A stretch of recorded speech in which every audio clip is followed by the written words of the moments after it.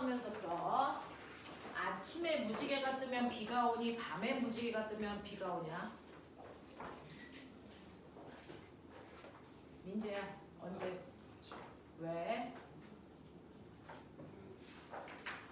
무지개가 아침에 보이고 서쪽에 물방울이 왜 서에서 서에서 동쪽으로 물방울이 동으로 이동해?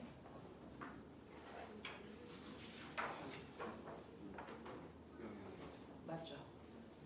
자, 항상 무지개는 태양과 반대편에 생기기 때문에요. 그래서 아침에 해가 뜨면 물방울이 서쪽에 있다는 얘기거든요. 근데 우리나라는 편서풍의 영향으로 서쪽에 있는 일기 현상이 동쪽으로 이동해 오기 때문에 서쪽에 물방울이 있으면 그게 우리나라로 다가올 거라서 그래서 네, 우리나라에 비가 올 거라는 얘기입니다. 자, 초저녁에 무지개가 뜨면 해가 서쪽에 있기 때문에 물방울이 동쪽에 있다는 얘기거든요. 그러면 이미 물방울은 우리나라를 빠져나가기 때문에 비가 올 가능성이 적다는 얘기죠. 이렇게 우리나라 속담 안에 여러분 과학과 관련된 현상들이 많이 들어가 있죠. 그럼 파동과 관련된 속담이 뭐이냐? 낱말. 낱말은 새가 듣고 반말은 쥐가 듣는다. 이건 뭘 얘기하는 거냐? 네, 소리의 굴절을 얘기하는 거죠.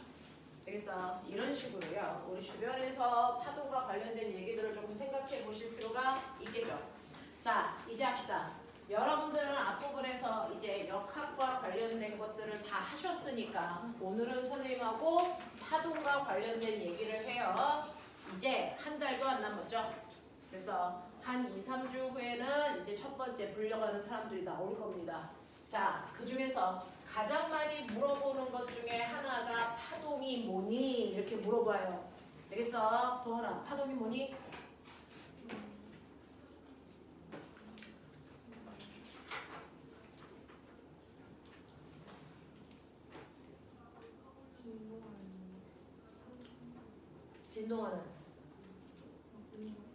진동하는 운동.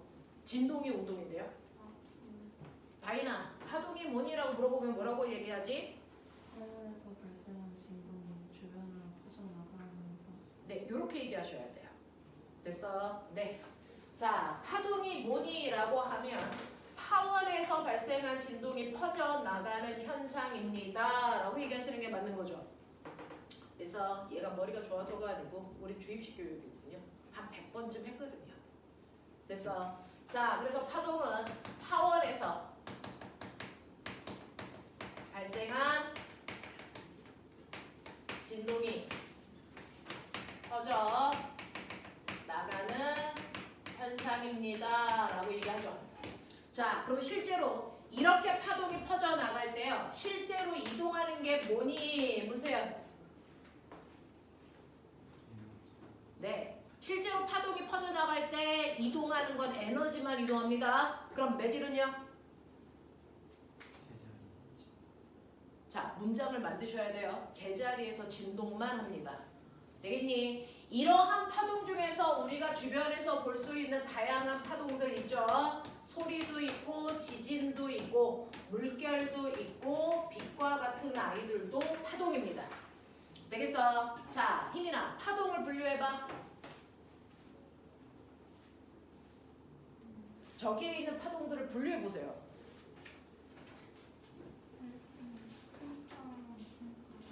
자, 분류해봐 라고 했을 때 횡파와 종파 있어요. 당연하죠. 근데 횡파와 종파로 나눈 기준이 뭔지를 얘기하는 게 더 중요하거든요. 그래서 뭐를 기준으로 했을 때 횡파와 종파로 나눌 수 있습니다. 이렇게 얘기해 주셔야 돼요. 해봐. 매질의 운동하여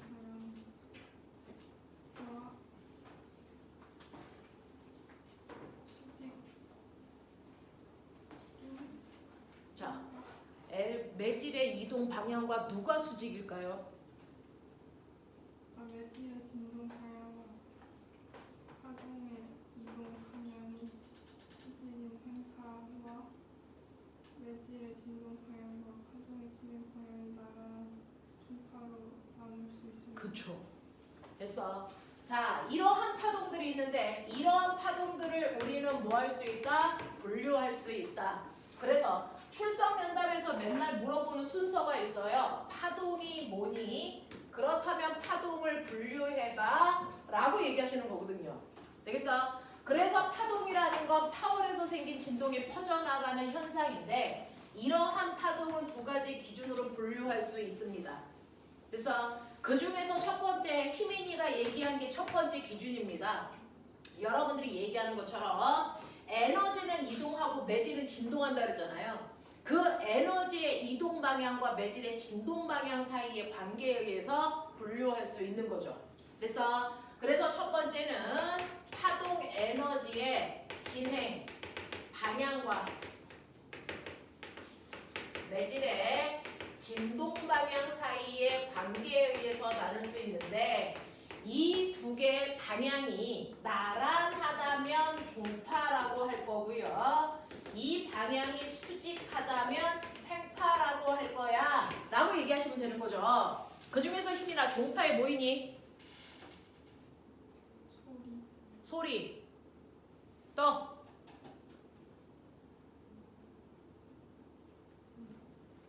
지진파 중에서 그쵸. 우리가 알고 있는 종파 중에서는 여러분들이 지금 듣고 있는 음파와 인간은 들을 수 없지만 돌고래는 들을 수 있는 초음파와 그리고 지진파 중에 피파가 있어. 그래서 그걸 뺀 나머지가 횡파야 라고 생각하시면 되는 거죠. 그러니 S파, 빛, 물결 이런 거 다 횡파. 알겠습니까? 자, 근데 파동을 분류하는 기준이 두 가지라 그랬잖아. 그 중에서 희민이랑 하나 얘기했어. 민재야 얘기해. 두 번째. 매질의 진동 방향과 파동의 이동 방향. 그거에 따라 나눈 게 이건데 희민이가 나눈 거?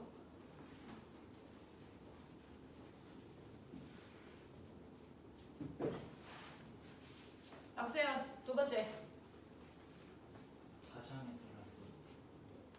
파장에 따라서 그렇진 않은데요. 아니죠. 뭘까요? 매질의 유무에 따라서 탄성파와 비탄성파로 분류할 수 네. 있어요. 파동이 전달될 때요. 여러분들이 보시는 소리부터 물결까지 다시 말해 빛을 뺀 나머지 파동들은요. 매질이 반드시 있을 때만 전달돼요. 그래서 소리는요. 공기가 없는 진공에서는 아무리 소리를 쳐도 내 목소리를 들을 수가 없단 말이죠. 되겠어? 자, 라고 하는 전달될 때 매질이 반드시 있어야만 되니 아니면 없어도 전달될 수 있니? 이거잖아요. 됐죠? 그래서 파동이 전달될 때 매질이 필요한지 안 한지 라고 하는 매질의 유무에 따라서 우리는 반드시 매질이 있을 때만 전달되는 아이들을 우리는 탄성파라고 부른다. 근데 매질이 없어도 전달될 수 있고요. 있어도 전달될 수 있고요. 이런 애들을 우리는 비탄성파라고 부릅니다. 되겠어? 이런 식으로요. 파동을 분류해봐 라고 얘기하면 여러분들이 보시는 것처럼 에너지의 진행 방향과 매질의 진동 방향 사이의 관계로 얘기하셔야 되고요. 두 번째는 매질의 유무에 따라 파동을 분류할 수 있어 라고 얘기하시면 돼요. 자, 그럼 파동을 분류하는 기준이 이 두 개밖에 없니? 아니요. 더 많아요. 그래서 하지만 우리가 중학교, 고등학교 과정에서 이 정도만 분류하시면 됩니다. 되겠어? 그래서 저는 파동을 이 두 가지 기준으로 분류할 수 있습니다 라고 얘기하시면 돼요. 무슨 말인지 알지? 자, 그러면 우리가 중학교 때 주로 배웠던 파동의 대표적인 예가 있죠. 그 예가 바로 소리와 빛이에요. 그러니까 소리와 빛을 비교해서 설명해봐 라고 하신다면 이 두 가지로 설명하시면 돼요.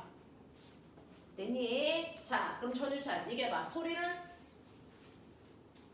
소리는 종파이고 그리고 탄성파입니다. 네. 소리는 종파이며 탄성파에 속하고 또? 빛은 횡파이며 비탄성파에 네. 저 단어가 어려우면 그냥 풀어서 얘기하시면 돼요.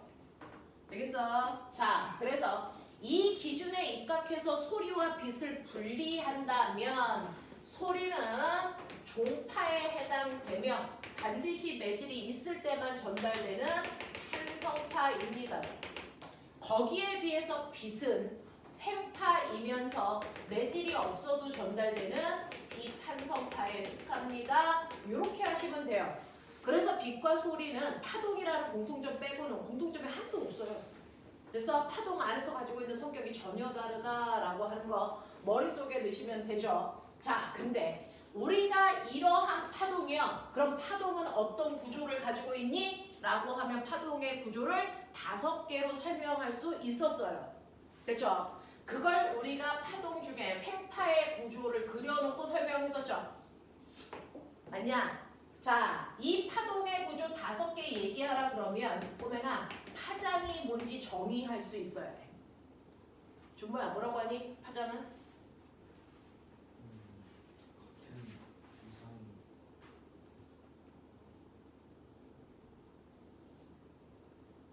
자, 이렇게 자꾸 얘기해봐요.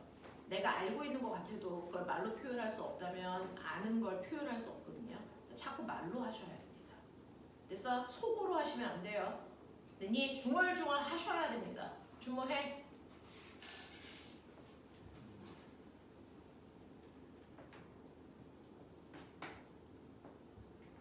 이렇게 되면 떨어지는 거죠. 중학교 거 물어봤는데 대답을 못하면. 지민호 얘기해. 파장이 뭐니? 마루에서 마루는 골에서 가까지 반복되는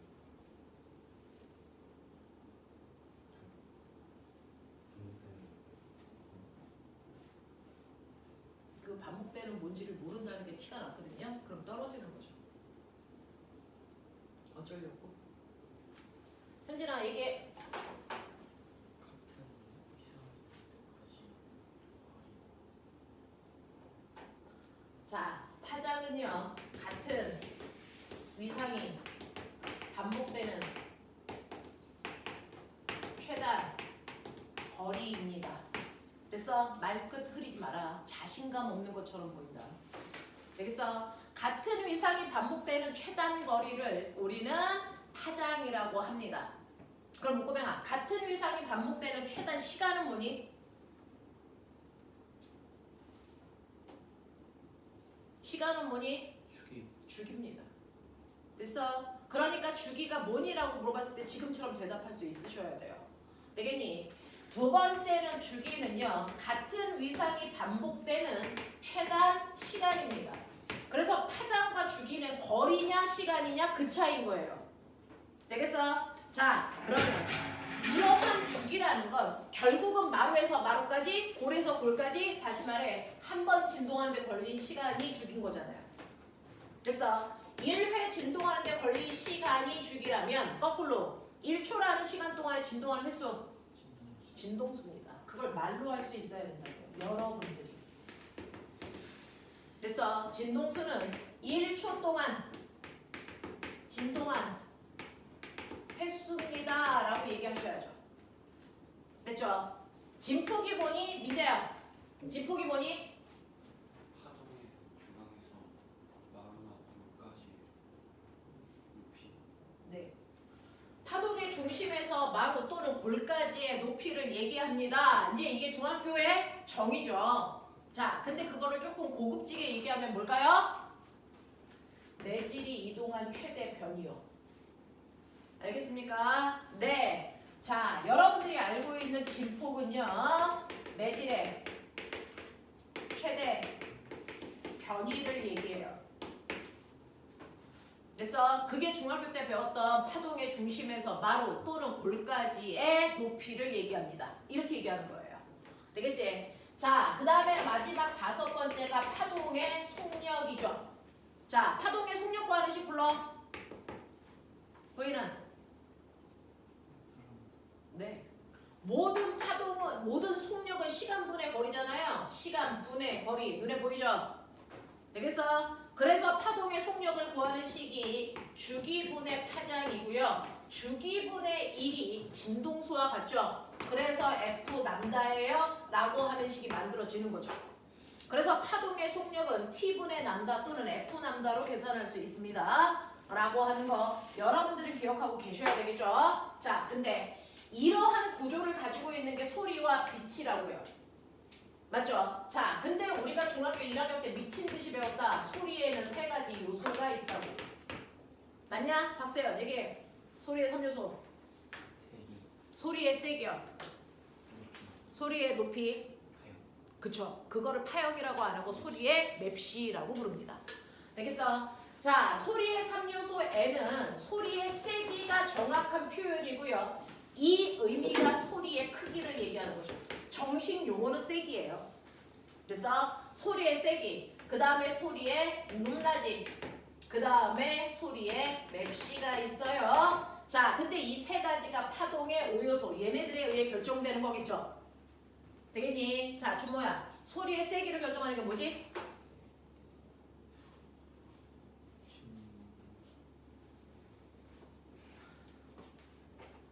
공부 지대로 하자. 가고 싶으면. 소리의 세기를 결정하는 게 뭐였니? 지민호. 진폭. 진폭입니다. 소리의 세기를 결정하는 게 진폭이라서요. 여러분들 맨날 중학교 때 시험 문제에 이렇게 되어 있는 파동과 이렇게 들어있는 파동 중에서 누가 더 큰 소리니? 이거 물어봤잖아요. 얘가 더 큰 소리예요. 왜? 진폭이 크니까. 라고 얘기했잖아요. 되겠어? 자, 그래서 소리의 크기에 해당되는 세기를 결정하는 건 파동의 진폭입니다. 진폭. 진폭이 클수록 큰 소리예요. 그러면 내가 진폭을 크게 하는 방법을 어떻게 하면 돼? 이미 진폭을 이만큼 가지고 있어. 자, 이런 애의 진폭을 더 크게 하고 싶어. 방법 알지? 뭐니? 간섭. 간섭시키면 되죠. 되겠어? 그래서 우리는 소리의 간섭을 이용한 게 악기잖아요. 그래서 간섭을 통해서 보강 간섭하면 진폭을 크게 해서 더 큰 소리, 또는 상세 간섭해서 노이즈를 없애잖아요. 알겠냐? 이런 얘기잖아요. 자, 그 다음에 2번째, 소리의 높낮이를 결정하는 거. 전슈한. 진동수. 진동수죠. 얘가 진동수죠. 그 중에서 인간이 들을 수 있는 진동수의 범위. 안희준. 2만 헤르츠. 범위를 물어봤어요. 20 헤르츠에서 2만. 네. 인간이 들을 수 있는 진동수의 범위가 20에서 2만 헤르츠까지가 인간이 느낄 수 있는, 그래서 진동수의 범위인데, 이때 진동수가 커질수록 무슨 고음이에요. 진동수가 큰 게 고음이고 진동수가 작은 게 저음인데, 우리가 음악을 연주할 때 도가 있고요. 한 옥타브 위에 도가 있고 또 한 옥타브 위에 도가 있거든요. 자, 이때 한 옥타브라고 하는 건 어떤 변화를 얘기하니? 박세현.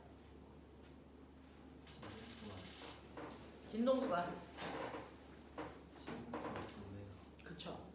한 옥타브 위의 소리는 진동수가 2배 차이가 나야 된다 그랬어요. 예를 들어서 얘 진동수가 100이면 한 옥타브 위의 도소리는 진동수가 2배가 돼서 EF인 200이어야 돼요. 그러면 그거보다 한 옥타브 위의 도는 진동수 얼마? 도원 얼마일 것 같아? 그쵸. 항상 2배 차이기 때문에 그 위에 한 옥타브 위의 진동수는 4F에 해당되는 400의 진동수를 가져야 된다. 이렇게 표현합니다. 그래서 진동수라고 하는 건 소리의 높낮이를 결정하는 거죠. 자, 근데 나 물어볼게요. 한 번 발생한 파동의 진동수는 변할 수 있니 없니? 진폭은 변화시킬 수 있죠. 뭘로? 간섭으로요. 되겠어? 진동수는? 변하니 안 변하니? 절대로 안 바뀌는 거죠. 근데 변할 수는 없지만 변한 것처럼 느껴질 수는 있더라. 맞아? 송일찬 언제? 안 들려. 네, 도플러 효과요. 되겠어? 자, 소리를 내는 음원 장치가 움직이던 또는 그 소리를 듣고 있는 관찰자가 움직이던 둘 중에 하나가 움직이면 진동수가 다르게 느껴집니다. 그걸 우리가 도플러 효과라고 하죠. 맞아? 자, 누가 움직이던 상관없어. 소리를 내는 장치가 움직이던 사람이 움직이던 상관없이 가까워지면 진동수가 뭐한 것처럼 느껴진다? 말해봐. 가까워지면 진동수가 커진 것처럼 느껴지니 작아진 것처럼 느껴지니? 커진 것처럼 느껴집니다. 되겠어? 가까워질 때는 무조건 진동수가 커지는 것처럼 느껴지니까 앰뷸런스가 소리를 내면서 나한테 다가와. 그러면 앰뷸런스가 내는 소리가 점점 뭘로 들리니? 고음으로 느껴져요. 됐어? 그랬다가 앰뷸런스가 나한테 멀어지면 진동수가 뭐해지는 것처럼 느껴지니? 작아지는 것처럼 느껴져서 소리의 크기가 달라지는 것뿐만 아니라 음이 저음으로 느껴진다고요. 알겠어? 이런 식으로요. 소리를 내는 장치, 소리가 아니더라도 빛을 내는 장치들이 나한테 다가오거나 멀어지면 진동수가 달라지는 것처럼 느껴지는 걸 설명하는 게 도플러죠. 됐어? 자, 그 도플러 효과에 의해서 꼬매가 생각해봐. 우주에 있는 별들은요, 지구에 점점 가까워지니 멀어지니 도라 멀어져요. 그러면 그 별빛이 내고 있는 진동수는 점점 뭐해지는 것처럼 관측될까? 작아지는 것처럼 느껴지는데요. 빛의 3원색 알죠? 뭐 있는데요? 빨간색, 보라색. 죽여버려라 이년아. 노란색이 어떻게 빛의 4번색이야 이 병신 같은 년아. 다시 얘기해. 빨간색, 초록색, 파란색. 그래서 RGB잖아. 네. 자, 그래서 빛의 3원색은 빨초파. 자, 이 색깔을 결정하는 게 뭐게?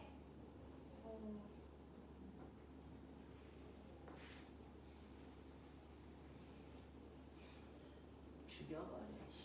색깔 결정하는 게 뭐게? 느낌상 진동수잖아. 이 바보야. 그러면 어떤 색깔의 진동수가 제일 작을까? 빨간색. 그쵸. 그래서 출석 면담에 맨날 물어봐요. 빛의 3원색 중에서 진동수가 작은 순서대로 얘기해라. 빨초파입니다. 되겠어? 자, 근데 빛을 내고 있는 물체가 점점 멀어지면 진동수가 작아지는 것처럼 느껴지겠죠? 납득합니까? 그러면 점점 색깔이 어느 쪽으로 변해가는 것처럼 느껴질까요? 빨간색 쪽으로 변해가는 것처럼 느껴집니다. 이걸 멋진 말로 뭐라 그럴까요? 적색편이. 키라쌤이 맨날 얘기하는.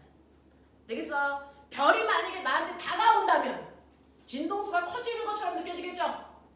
그래서 파란색처럼 보입니다. 맞죠? 그걸 무슨 편이? 청색편이. 자, 근데 내가 우주를 탐험해보니까 우주에 있는 모든 별들이 지구로부터 점점 멀어지는 무슨 편이 현상이 나타났다고요? 적색편이. 이걸 통해서 내가 내릴 수 있는 결론? 그래서 우주는 점점 뭐하고 있다? 팽창하고 있다. 나로부터 모든 별들이 원래 위치보다 점점 멀어지고 있다면 그 별들을 담고 있는 크기인 우주는 점점 커지고 있다는 뜻이죠. 그래서 이걸 통해서 우리는 우주가 팽창하고 있다는 걸 주장할 수 있죠. 그 주장을 한 과학자는 누굽니까? 허블입니다. 알겠어? 허블이 도플러 효과를 이용해서 우주는 팽창하고 있어요 라고 하는 걸 빛의 그래서 적색 편의 현상을 통해서 설명한 거예요. 이해하겠어? 이렇게 편의 현상이라는 건 절대 바뀌지 않는 진동수가 달라진 것처럼 느껴지는 현상을 이용한 거라고요. 무슨 말인지 알겠어? 이런 얘기입니다. 다시 말합니다. 가까워지면 진동수가 뭐해지는 것처럼 느껴진다? 가까워질수록 진동수는 커지는 것처럼 느껴져요. 무슨 편이? 청색 편이. 되겠어? 멀어지면 진동수가 뭐해지는 것처럼 느껴져요? 작아지는 것처럼 느껴져요. 무슨 편이? 적색 편이. 알겠습니까? 이런 얘기예요. 그래서 원래는 여기서 오는 별빛을 내가 선 스펙트럼을 관찰하면 선의 위치가 이렇게 됩니다. 이쪽이 빨간색 쪽, 이쪽이 파란색 쪽. 자, 근데 시간이 지나면서 이 별이 내는 그래서 빛을 선 스펙트럼으로 계속 관찰하면 시간이 지나면 여기에 있는 모든 선이 빨간색 쪽으로 이동한 것처럼 보이는 게 편의 현상입니다. 됐니? 자, 그랬을 때 똑같이 일주일이 지났을 때 어떤 애는요 선이 요만큼 움직였는데 어떤 별은요 자 색이 움직인 선이 움직인 정도가 더 커요. 이렇게 움직인 것처럼 보여요. 자, 이걸 통해서 뭘 할 수 있냐? A도 B도 적색 편의가 나타나는 건 알아. 근데 일주일 지난 동안 얘는요 이 선이 1cm만큼 왼쪽으로 갔다면 얘는 이 선이 2cm만큼 갔어. 이걸 통해 뭘 할 수 있다고? 멀어지는 속도. 그게 후퇴 속도야. 알겠냐? 이런 것들을 예측해서 지구로부터 멀리 있는 별일수록 더 빨리 멀어져요 라고 하는 걸 허블이 말한 거죠. 알겠습니까? 이런 얘기들이야. 자, 그래서 여러분들 본론으로 돌아와요. 여러분들 너무 멀리 갔어요. 자, 보시면 소리의 3초 중에서 소리의 세기를 결정하는 게 뭐라고? 소리의 세기를 결정하는 게 뭐니? 진폭. 소리의 높낮이를 결정하는 게 뭐니? 진동수. 그러면 소리의 맵시를 결정하는 게 뭡니까? 라고 하는 맵시는 엄마 목소리, 아빠 목소리죠.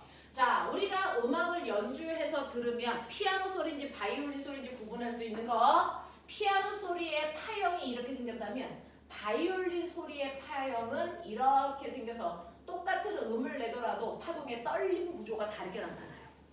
그래서 우리가 무슨 소리인지를 구분할 수 있는 걸 음색이라고 하고 얘는 파형에 의해서 결정됩니다. 이렇게 얘기하는 거죠. 그래서 자, 근데 나는 인위적으로요 음악을 연주하고 싶어요. 그러면 음악을 연주하는 악기를 만들어야 되죠. 그래서 그 악기는 당연히 도레미파솔라시도 음높이를 그래서 내가 결정해서 연주할 수 있어야 돼요. 자, 그랬을 때요 여러분들이 간단하게 만들 수 있는 악기는 같은 컵에다가 물의 양을 다르게 하는 겁니다. 됐죠? 자, 그래서 얘를 진동시켜서 우리는 악기로 연주할 건데 연주하는 방법은 두 가지가 있어요. 이 컵을 두드려서 소리를 내던지 아니면 불어서 소리를 내던지 이 얘기야. 알겠어? 희민아, 불어서 소리를 낼 때는 이 안에 있는 누굴 진동시키겠다는 의도야? 두드려서 소리를 낼 때는 뭐를 진동시킨다는 말이야. 되겠어? 불어서 소리를 낼 때는 맞아요. 그래서 내가 두드릴 거냐 불 거냐에 따라서 내가 진동시키고자 하는 매질의 종류가 다르다. 알겠습니까? 그 중에서 두드려서 소리를 낸다는 건 이 안에 들어있는 물을 진동시키는 건데 물량이 달라지면 뭐가 달라질까요? 라고 하면 사실은 이 물의 경계면이 파동이 가서 다른 파동이랑 만나면 정상파라고 하는 파동이 만들어지죠. 그랬을 때 경계면에서요 이 부분 진동하지 않는 부분을 우리가 마디라고 하고요 진폭이 열나 커진 여기를 뭐라 그러냐면 배라고 하거든요. 자, 물컵은요 물의 경계면과 바닥면에 각각 하나는 마디 하나는 배가 와야 되거든요. 맞아? 그래서 얘는 이런 식으로 파동이 그려진다고요. 이런 식으로 파동이 그려져요. 한쪽은 배, 한쪽은 마디. 알겠어? 이런 식의 모습을 갖는 정상파를 만들 수 있단 말이죠. 자, 그랬을 때 이 높이가 10cm라고 치자. 이 높이는 20cm야. 이 높이는 30cm야. 자, 그럼 꼬맹아 생각해봐. 자, 얘는요 실제로 이 정상파에서 어느 부분이냐면 정확하게 잘라서 여기에서 여기까지죠. 요 길이를 얘기해요. 근데 한 파장은 아몬드 2개잖아요. 그래서 이게 10cm면 얘는 파장 길이가 얼마란 얘기야? 40cm란 얘기야. 되겠어? 문세연 정신 차려. 그래서 얘는요 한 파장의 길이가 40cm 파동이 지금 전달되고 있다는 얘기예요. 이해하니? 얘는 얼마? 얘 얼마입니까? 80입니다. 얘는 얼마니? 120인데요. 그래서 이렇게 파장의 길이가 달라지면요 우린 뭘 할 수 있냐면요 지금 이 물에서 전달되는 소리는 누가 더 빨라? 어떤 소리가 더 빨리 전달될까요? 1번일까요? 2번일까요? 3번일까요? 민재 어떤 소리가 더 빨리 전달되니?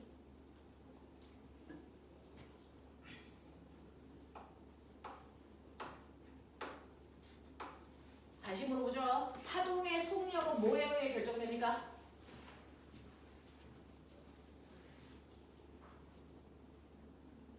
파동의 속력은 뭐가 결정합니까?를 묻고 있는 거죠. 전유찬 대답해.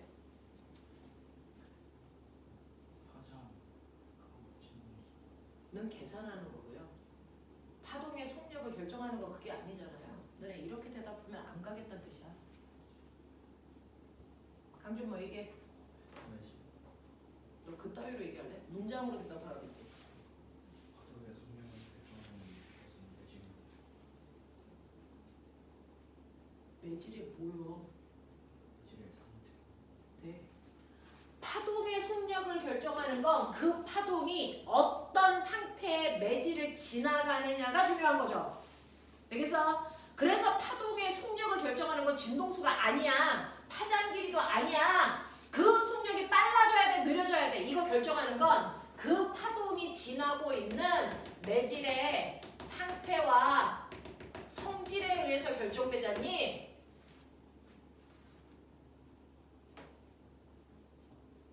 매질의 상태와 성질이 파동의 속력을 결정해. 그러면 여길 지나가는 소리, 여길 지나가는 소리, 여길 지나가는 소리가 뭘 지나가고 있어? 똑같은 물을 지나가고 있죠.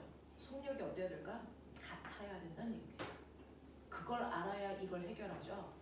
그러니까 다 똑같은 물을 지나가기 때문에 이 소리나 이 소리나 이 소리나 속력이 같을 거예요. 그러니까 V는 F 남다에서 1번, 2번, 3번에서 소리의 속력이 240으로 다 똑같아.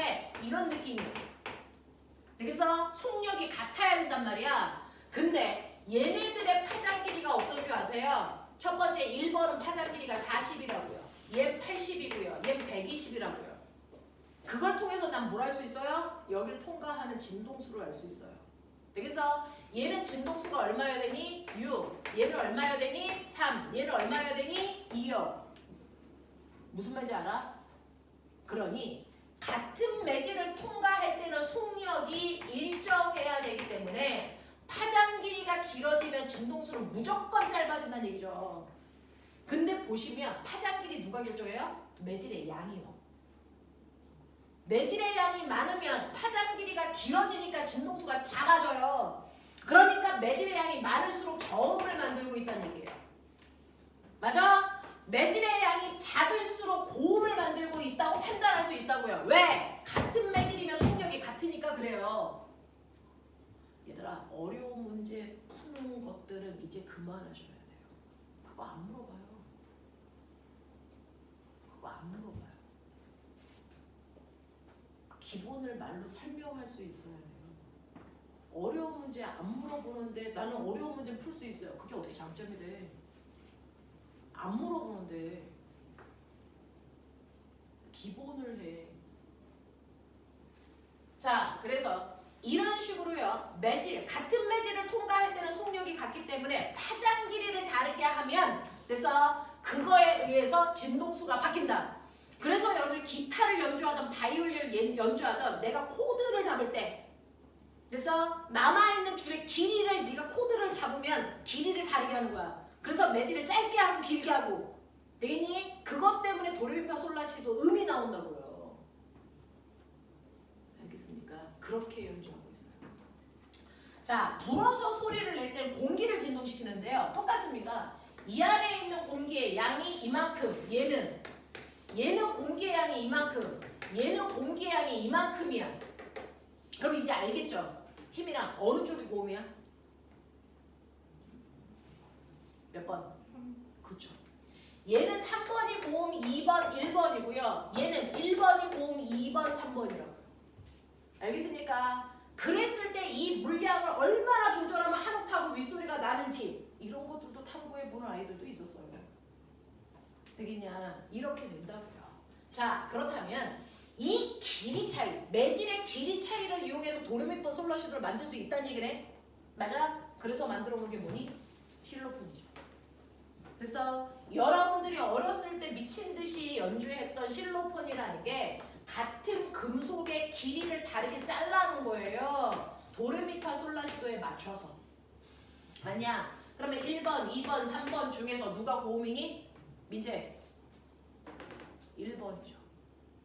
되겠어? 그러면 제가요 이렇게 책상에 있는데요. 책상에다가요 30cm 작아 나오게 할 거예요. 조금만 나오게 해, 길게 나오게 해. 됐어? 그래서 손으로 두드릴 거라고요. 뭐가 다를까요? 뭐가 다를까요? 높이가 다르겠죠. 내가 진동시키는 매질의 길이를 다르게 해요. 맞아? 그래서 1번이 2번에 비해서 뭐니? 고음이 되겠죠. 됐어? 그래서 자의 길이를 다르게 한다는 건 높이를 다르게 한다는 거야. 맞냐? 근데 같은 잔데 내가 두드리는 세기를 다르게 해. 처음에는 살살, 그 다음에 세게. 이거 뭐가 다르게 하는 거니? 이거 뭘 다르게 하는 걸까? 네, 진폭이요. 소리의 크기를 다르게 하는 거고요. 되겠어? 정확하게 의도를 파악하셔야 됩니다. 되겠냐? 이런 것들이죠. 자, 이런 식으로요. 소리의 3요소라고 하는 게 파동 파동의 구조에 의해 결정된 거예요. 그 중에서 어떤 구조가 소리의 3요소를 구분할 수 있는지도 확인하셔야 되는데 소리뿐만 아니라 빛에도 2가지 요소가 있다 그랬어요. 됐어. 빛의 2가지 요소가 뭐니 주모야?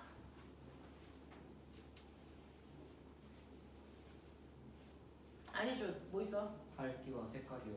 네. 빛의 밝기가 정식 용어로는 세기를 얘기합니다. 이걸 여러분들 밝기라고 표현하는 거죠. 빛의 세기요. 그 다음에 빛의 뭐요? 색깔이요. 자, 이 2가지 요소도 파동에 의해 결정되는 거잖아요. 자, 그 중에서 내가 형광등을 여러 개 켜니까 눈부셔요 라고 하는 빛의 세기 뭐가 결정하니? 라고 묻는다. 돈 찍어봐. 올 것 같아요. 거기 가면 착한 선생님들이 힌트 주거든요. 그 힌트를 잘 받아 먹는 것도 기술이야. 알겠어? 자, 빛의 밝기, 세기 뭐가 결정할 것 같아요?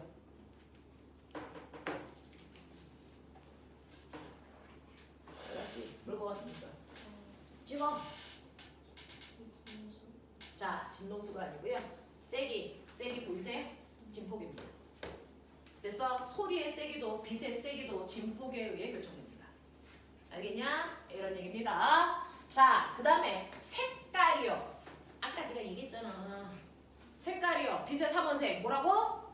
빨간색, 초록색, 파란색. 그렇죠. 노란색 나오면 뒤져. 되겠냐? 빛의 3원색 빨초파인데요. 그 빨간색, 초록색, 파란색 아까 얘기했잖아요. 멀어지면 무슨 편이? 야, 뻐끔거리지 마. 적색. 적색 편이. 멀어지면 왜 적색 쪽으로 움직인다고요? 멀어질수록 진동수가 작아지니까. 그렇다면 진동수에 의해 변하는 게 뭐라고요? 색깔이라고요. 머리를 좀 쓰세요. 되겠어? 그래서 색깔을 결정하는 건 진동수입니다.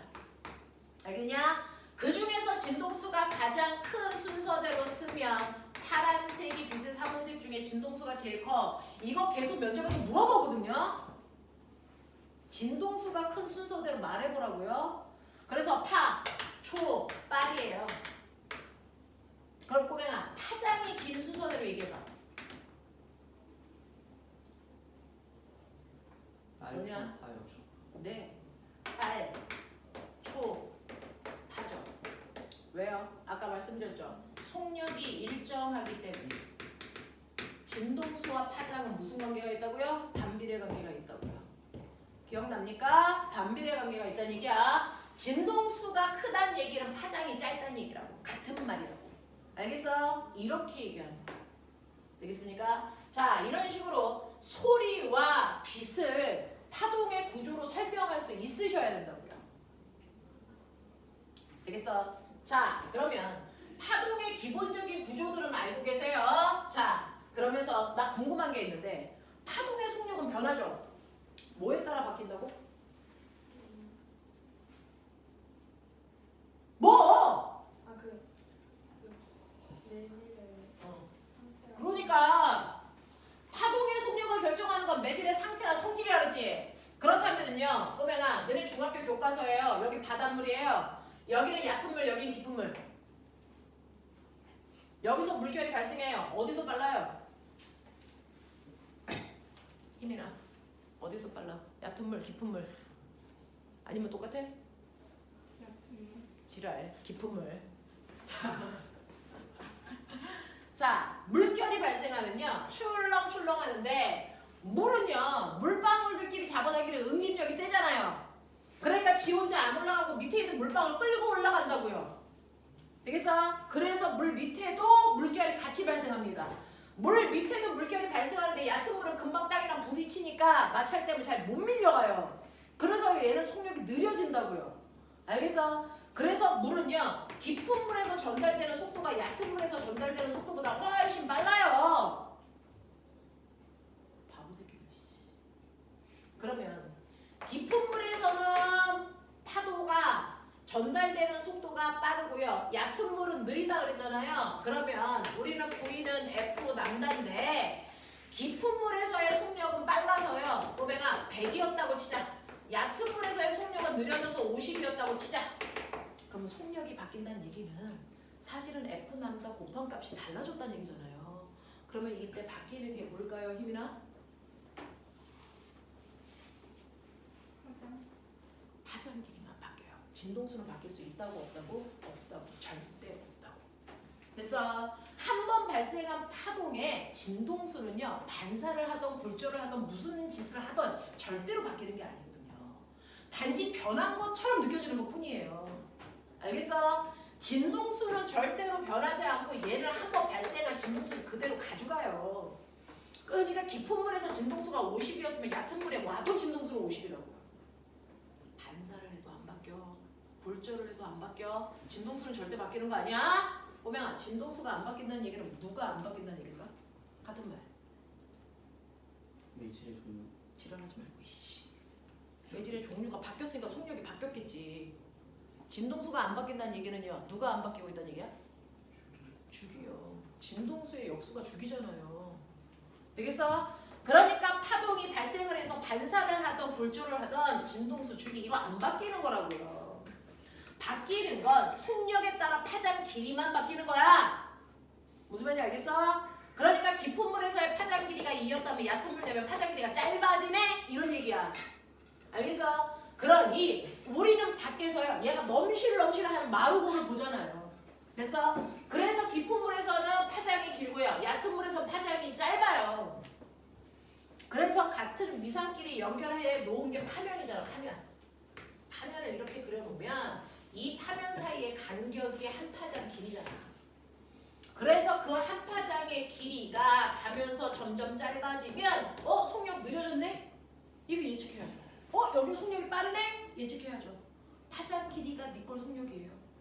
알겠습니까? 이해하셔야 됩니다. 라고 하는 거죠. 알라? 이해돼? 근데 너네 모르는 건 아니잖아. 정리를 아는 것뿐이지. 라고 믿고 싶다. 자, 그래서 이런 식으로 속력이라고 하는 것도 여러분들이 한번 다시 정리해 보실 필요가 있습니다. 자, 그래서 소리와 빛이라고 하는 걸 정확하게 파동으로 이해하셔야 됩니다. 그냥 소리야 빛이야 이게 아니고요. 파동으로서 얘네들을 분석하고 얘기할 수 있어야 된단 말이야. 되겠어? 자, 나 고음하고 저음이 있어요. 고음은요. 강준모, 고음과 저음의 차이는 뭐라고? 진동수요. 자, 고음은 진동수가 커요. 저음은 진동수가 작아요. 오케이. 자, 그러면 누가 더 빨리 와요?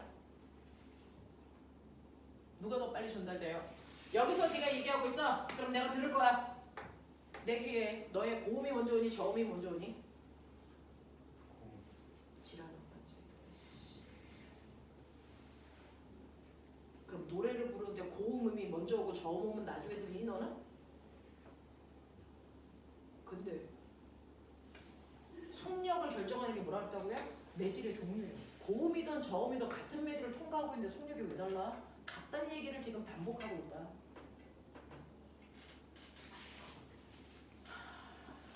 이해가 될까? 난 너네가 이해가 안 되는데 너네는 이 내용은 이해되기로 한다. 됐어? 빨초파라고 해서 전달되는 속도가 달라지지도 않아요. 고음이라고 해서 저음보다 빨리 가지도 않습니다. 파동의 속력을 결정하는 건 어느 매질을 통과하고 있느냐예요. 그래서 고음이든 저음이든 같은 공기를 통과하면 전달되는 속도는 똑같아요. 알겠습니까? 제발 머릿속에 넣어라. 자, 그러면 이런 식으로요. 여러분들 파동이 어떤 건지를 여러분들 알았어? 자, 그러면 이러한 파동에도 뭐가 있냐면 성질이 있어요. 파동의 구조는 배웠고요. 이제 파동의 성질. 우리가 중학교에서부터 고등학교 선행 내용까지 파동의 성질을 무려 몇 가지를 배웠냐면 5가지를 배웠습니다. 배운 척해. 문세 얘기해. 대단한 게 아니고요. 파동의 성질 뭐이니? 직진, 반사, 굴절, 간섭, 회전력. 되겠어? 이 5가지가 파동이 가지고 있는 성질이잖아요. 자, 그 중에서 파동만 가질 수 있고 물질은 못 갖는 거.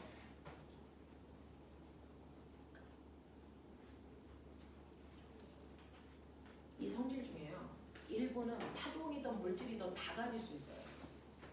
근데 일부는 파동이어야만 가질 수 있어요. 그래서 빛이 파동인 건 그 성질로 확인했어요. 가 되는 거잖아요. 뭘까요? 간섭과 회전. 회전입니다. 이 5가지 성질 중에 이 2가지는 파동만 갖는 성질이에요. 근데 빛이 뭐하더라? 간섭하다. 어떻게 알았다? 빛이 합성? 간섭한다는 거 어떻게 알았어요? 그건 합성이고 새끼야. 빛이 간섭한다는 거 어떻게 알았어?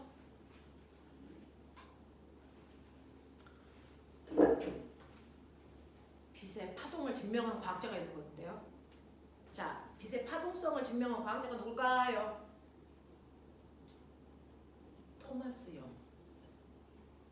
뭘로 증명했을까요? 이중슬리 실험.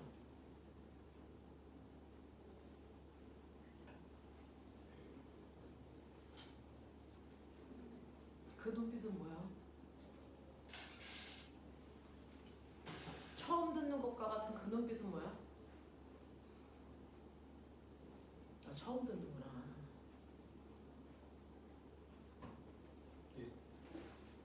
이중 슬릿은 자, 슬릿이라는 게 뭐냐면 틈이에요. 틈이 몇 개 있다? 2개 있다. 자, 이렇게 2개의 틈이 있어요. 자, 여기에서 빛이 나갑니다. 자, 근데 그 빛을 하나의 틈을 통과하게끔 하면 이 틈을 통과한 빛은 이 틈 자체가 하나의 파원이라고 인지합니다. 그 파원에서부터 빛이 뭐합니까? 퍼져나가는 회절이 일어납니다. 그래서 퍼져나가는 회절이 일어나서 이렇게 퍼집니다. 자, 그러면 같은 빛이 퍼지고 있는 거예요. 그 중에서 첫 번째 틈을 통과하는 빛도 있을 거고요. 두 번째 틈을 통과하는 빛도 있겠죠. 그 중에서 첫 번째 틈을 통과한 빛도 다시 회절하면서 퍼져나가고요. 두 번째 틈을 통과하는 빛도 여기에서 다시 회절하면서 퍼져나가요. 그러다 보면 그래서 서로 다른 두 빛이 만나서 뭐하니? 간섭하죠. 그랬을 때 특정한 위치에서는 보강 간섭해서 더 밝아 보이고요. 진폭이 커지니까. 그래서 특정한 위치에서는 상세 간섭해서 어두워 보이는 무늬가 생겨요. 밝고 어둡고 밝고 어둡고 밝고 어두운 무늬가 생깁니다. 그래서 자, 이러한 밝고 어둡고 밝고 어두운 무늬는요, 파동이 서로 만나서 진폭이 변하는 뭐가 일어났기 때문이니? 간섭. 이 간섭은 바로 파동이라는 증거다. 근데 빛을 쏴봤더니 밝고 어둡고 밝고 어둡고라는 보강 간섭과 상세 간섭이 나타나는 게 눈에 보입니다. 그래서 빛은 파동이라는 걸 우리가 증명한 거죠. 누가요? 토마스 영이. 그렇다고요. 자, 그래서 파동의 성질 중에서 회절과 간섭은 파동이어야만 한다. 입자들은 못한다. 그럼 거꾸로 얘기할까요? 직진, 반사, 골절은 사실은 입자도 하고 파동도 합니다. 그래서 자, 빛이 직진하기 때문에 나타나는 현상이 그림자지는 현상이고요. 그림자가 우주에서 만들어져서 만들어진 게 일식과 월식입니다. 되겠어? 그리고 그 빛의 직진 때문에 뭐가 나타나냐면 바늘구멍 사진기의 상이 뒤집혀서 생기죠. 바늘구멍만한 구멍을 뚫을게. 그리고 반대편에 유리판을 이렇게 거울을 놓을게. 되겠어? 그래서 바늘구멍만한 구멍이 있다. 그래서 바늘구멍 사진기예요. 그 앞에 물체를 놓을게. 그래서 이 거울에 이 물체의 상이 생기게 할게. 어떻게 생길까요? 어떤 모양? 도립상이 생겨요. 정립상이 안 생깁니다. 왜요? 이 바늘구멍을 통과하려면 머리에서 나온 빛은 반드시 이 방향으로만 지나가야 되죠. 이렇게 간 빛은 통과할 수 없잖아요. 그래서 자, 밑에서 나온 빛도 반드시 이렇게 지나가야 되죠. 이렇게는 통과할 수 없잖아요. 그래서 위아래에서 나온 빛이 서로 엇갈려 가기 때문에 상은 반드시 뒤집혀 생기는 걸 통해서 빛이 직진하고 있다는 걸 확인할 수도 있습니다. 알겠습니까? 이런 얘기들이었습니다. 그래서 바늘구멍 사진기가 빛의 직진을 확인할 수 있는 또 다른 도구였습니다. 됐죠? 자, 그런가 하면 반사는요. 빛이 가다가 다른 물질을 만났을 때 되돌아 나오는 현상을 반사라고 합니다. 맞아? 자, 이 반사에서 나타나는 규칙성을 설명한 법칙이 있죠? 뭡니까? 반사 법칙. 반사 법칙입니다. 반사 법칙이 무슨 내용입니까? 입사각과 반사각을 같다. 네. 어떤 물질을 만나서 반사를 하더라도 항상 빛은 입사각과 같은 크기의 반사각을 만들어야 된다. 이걸 우리가 반사 법칙이라고 하더라. 그래서 표면이 매끄럽던 거칠던 상관없다. 모든 빛은 항상 들어온 각도와 나간 각도가 일치한다. 그럼 각도를 재야 되겠네요. 각도를 재는 기준선은 뭡니까? 법선입니다. 빛이 이렇게 들어갔어요. 입사광선. 그 빛이 들어간 점을 지나는 접선을 그으시고요. 그 접선과 90도 되는 법선을 그리셔야 됩니다. 모든 각도는 이 법선을 기준으로 잽니다. 그래서 법선을 기준으로 입사광선까지 각도를 잰 걸 입사각이라고 불렀다 이런 얘기죠. 그랬을 때 이 각도가 30도면 얘는 보나마나 법선으로부터 반대 방향으로 30도인 방향으로 빛이 반사돼서 나간다는 겁니다. 이게 반사 법칙입니다. 그래서 근데 표면이 매끄러울 때는요. 하나의 광원으로부터 나온 빛들은 항상 평행하게 가기 때문에 이 새끼가 입사각이 30도면 이 새끼도 30도, 이 새끼도 30도야. 그렇다면 반사돼서 나가는 각도가 얘도 30도지만 나머지 빛들도 같은 30도 방향으로 반사돼서 나간다고요. 그래서 표면이 매끄러울 때는 모든 빛이 같은 방향을 향해서 나가. 이걸 무슨 반사? 정반사. 이걸 정반사라고 합니다. 하지만 표면이 거칠면 같은 광원에서 아무리 빛이 평행하게 오더라도 그 울퉁불퉁한 면 중에 어떤 면을 지나갔느냐에 따라 접선의 방향이 다 달라. 그러면 그것과 90도 되게 법선을 그려봤자 그 방향이 다 달라진다고. 그러니까 입사각도가 다 다르게 측정이 돼. 10도, 60도, 5도 뭐 이런 식으로. 알겠어? 그러면 얘는 10도 방향으로 반사돼서 이렇게 빛이 나간다면 얘는 60도 방향으로 빛이 반사돼서 이렇게 나간다고요. 얘는 이 각도가 5도니까 반대 방향으로 5도 반사돼서 이렇게 나간다고요. 그래서 표면이 울퉁불퉁하면 빛은 모든 방향으로 반사돼서 나가는 무슨 반사? 난반사. 이거 난반사가 있는 거예요. 그중 어떤 반사에 반사 법칙이 성립됩니까? 예외 없이 항상. 그래서 모든 반사에 성립된다. 자, 그 중에서 정반사를 하는지 난반사를 하는지 어떻게 알아요? 빛이 나가는 거 안 보이는데.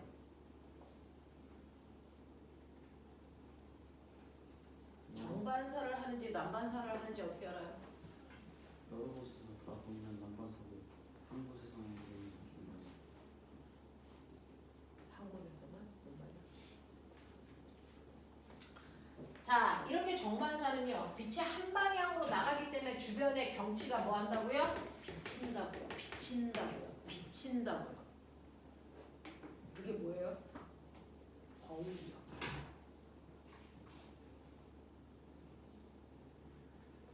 난반사는 빛이 모든 방향으로 나가기 때문에 주변의 경치가 비치지는 않고요. 단지 그 물체만 내 눈에 보여요. 그 물체에서 난반사된 빛이 내 눈에 들어오기 때문에요. 그러니까 여러분들 지금 저 칠판 보이죠? 칠판에서 무슨 빛이 여러분 눈에 가는 줄 아세요? 난반사된 빛이 가고 있는 거예요. 그래서 이쪽으로 반사되기도 하고 이쪽으로 반사되기도 하니까 내가 글씨를 여기서 써도 어느 방향이든지 다 보이는 거죠. 그러니까 이런 것들입니다. 자, 그래서 언제나 반사법칙 성립된다라고 하는 거 기억해 두시고 이러한 정반사를 이용한 게 거울이 있겠구나 뭐 이런 얘기 아닙니까? 자, 그럼 반사에는 반사법칙이 있다고 쳐. 굴절에는 굴절법칙이 있죠. 굴절법칙이 뭐냐? 너네가 맨날 배웠던 스넬법칙이죠. 알겠어? 그거 얘기하는 거야. 자, 굴절은요. 왜 굴절해? 희민아, 굴절하는 이유. 매질의 속력이 달라져. 매질을 통과할 때 타동의 속력이 달라져서 굴절합니다.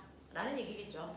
그래서 자, 서로 다른 두 매질을 통과하게 되면 통과하는 빛의 속력이 달라지기 때문에 직진할 수 없어서 굴절합니다. 그래서 굴절하는 이유는 매질 간의 속력 차이야. 맞죠? 자, 그럼 보면아, 공기 중에서 빛의 속도가 100이라고 쳐. 물에서의 빛의 속도는 50이라고 할 거야. 유리에서 빛의 속력은 됐어 20이라고 칠 거야. 어디서 어디로 갈 때 더 많이 꺾일까? 공기에서 유리나 유리에서 공기. 공기에서 유리나 유리에서 공기로. 다시 말해, 얘는 속력 차이가 얼마나니? 50. 얘는 속력 차이가 얼마나니? 80. 그러니까 속력 차이 때문에 꺾인다는 얘기는 속력 차가 많이 나면 더 많이 꺾여야 된다는 얘기야. 맞아. 그래서 공기에서 물로 갈 때 빛이 이렇게 꺾였다면 이건 속력 차이가 50 나기 때문에 요만큼 꺾인 거야. 근데 이게 물이 아니고 유리로 바뀌면 속력 차이가 80 나잖아. 그러니까 더 많이 꺾여 들어가야 된다고. 알겠습니까? 이렇게요. 그래서 꺾이는 정도를 보면 두 매질 간에 뭘 할 수 있다? 속력 차이를 알 수 있다는 얘기를 한 게 스넬인 거지. 맞아. 그 꺾이는 정도를 멋진 말로 뭐라 그랬다? 굴절율.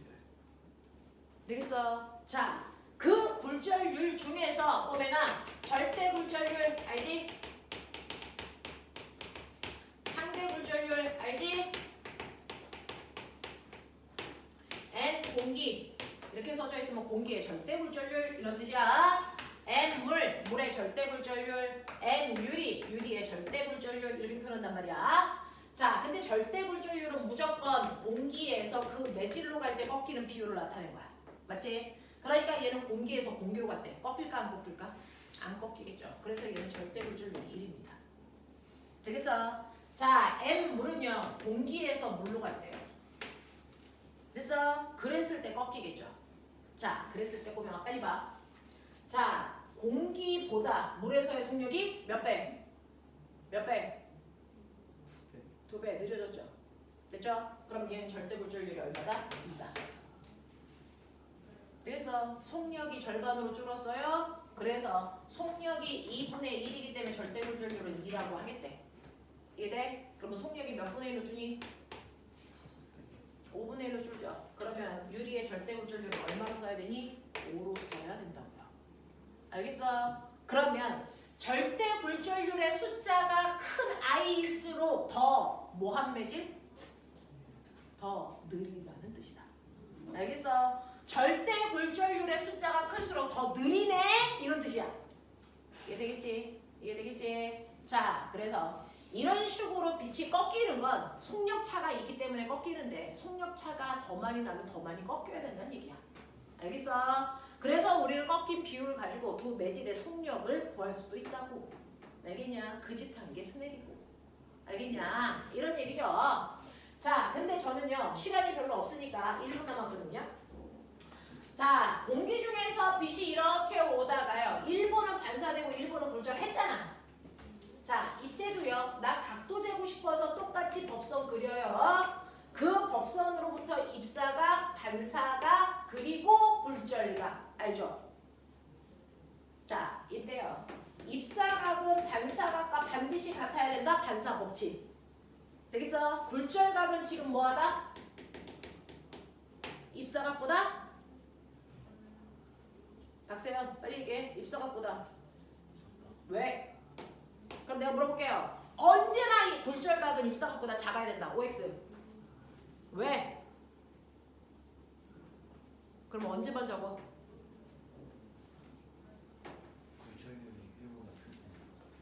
자, 다시 말해서요. 빠른 매질에서 느린 매질로 간 거잖아요. 지금은 공기 중에서 어디로 간 거야? 물로 간 거야. 물은 빛의 속도가 빠른 매질이고요. 공기는 빛의 속도가 빠른 거고 물은 빛의 속도가 상대적으로 느린 매질입니다. 느린 매질 쪽에서 생긴 각도가 무조건 작습니다. 알겠어? 그래서 각도차를 통해서 어디가 더 빠르고 느린지를 해결할 수 있습니다. 되겠어? 자, 그래서 입사각이 30도면 반사각이 30도, 굴절각이 20도라고 치자. 근데 내가 여기서 입사각을 크게 할 거예요.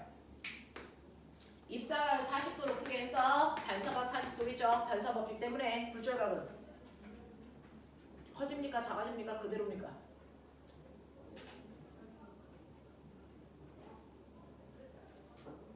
다인 얘기해. 입사각을 크게 했어요. 굴절각.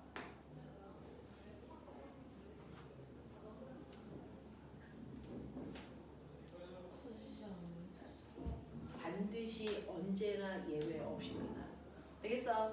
입사각이 커지면 굴절각 무조건 같이 커집니다.